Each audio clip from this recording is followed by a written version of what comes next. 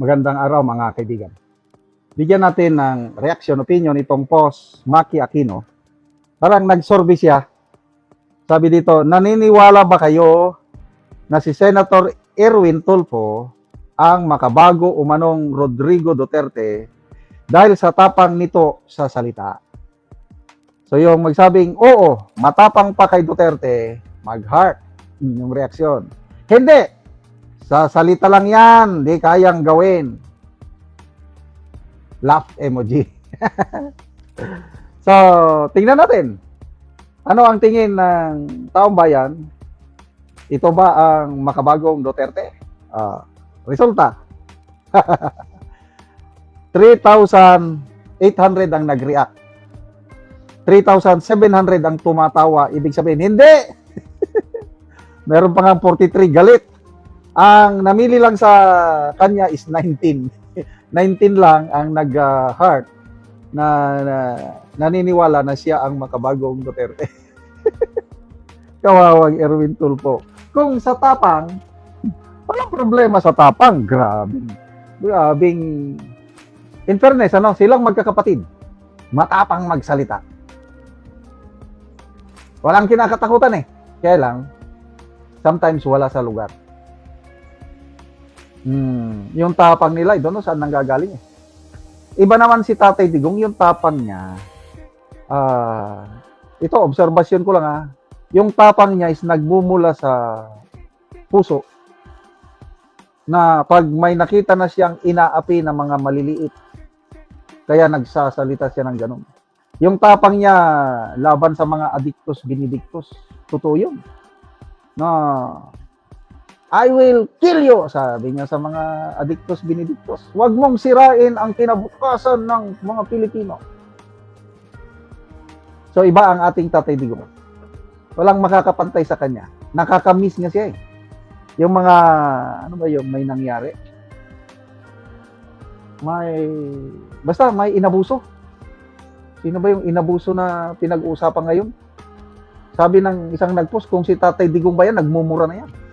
Tapos, paimbestigahan ka agad, uorderan ka agad. Basta, may mga pangyari ngayon na parang ultimo na tao lang na hindi na nabigyan ng hustisya. Kung Tatay Digong yan, sigurado nagmumura yan. Yes, ang pagmumura ni Tatay Digong para sa atin, para sa atin. Itong pagmumura ng mga Tulfo, I don't know saan ang gagaling. Noong una, bilib na bilib ako sa mga Tulfo, lalo na yung si Rapi Tulfo. Nanonood kami sa Rapi Tulfo in action nung una. Lalo na akong wife. Nakatutok siya talaga, Rapi Tulfo in action. Kasi nga, titignan mo, maraming natutulungan, kaya lang later on na-realize namin, yung pagtulong may string attached. Ano yun? Dapat kontrobersyal yung kaso mo. Karamihan yan, away mag-asawa. To a point na napapahiyang isang panig. Tapos, silang lumalabas na bida dahil natutulungan nila.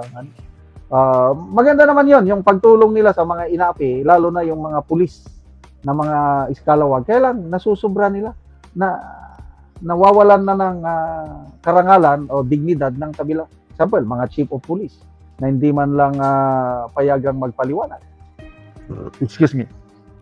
Nilalahat kasi nila na ang pulis, wala na, masama. Hindi Ako, naniniwala ko, mas maraming matitinong pulis.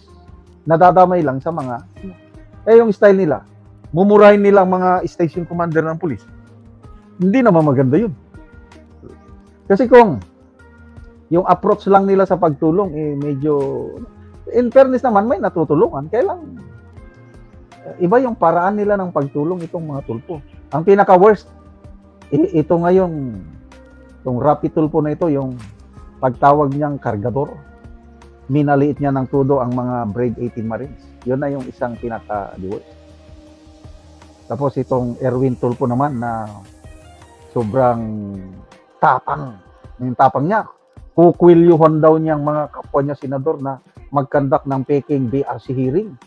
Although wala siyang pinangalanan, kaya ang mga nag-conduct Senator Alan Peter Cayetano, Senator Marcoleta, kukwilyuhan niya, ipapa-aresto, tapos pagsasampalin ang mga ordinaryong empleyado ng Senado na ginagawa lang nila ang trabaho nila dahil nautusan.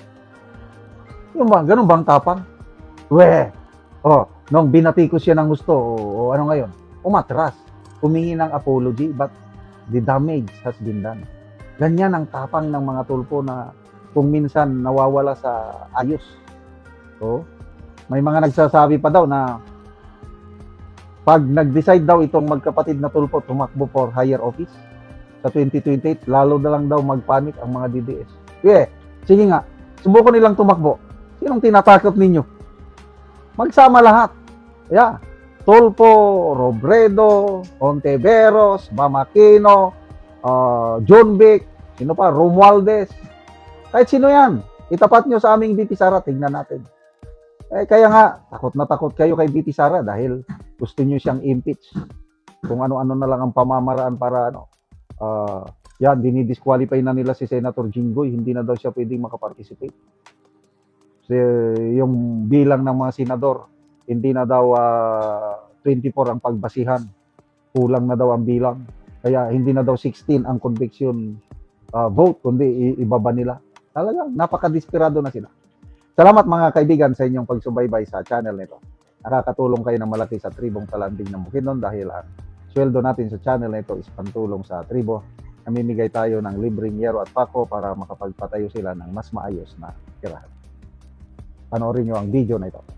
Nako diri sa balay ni Gisami Sabinoy nga taga San Rafael, sakop sa Talakag Bukidnon. So muna ni ang itsura sa iyang atop. So muna ni siya ang tabangan namo og yero nga napulo ka digis para anagit ka ayan niya yero.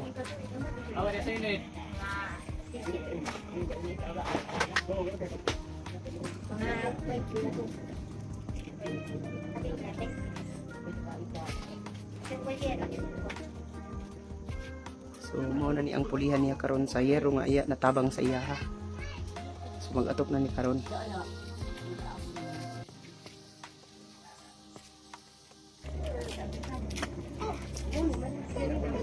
So mao na ni ang gitabang nga yero nga napulo nga digis.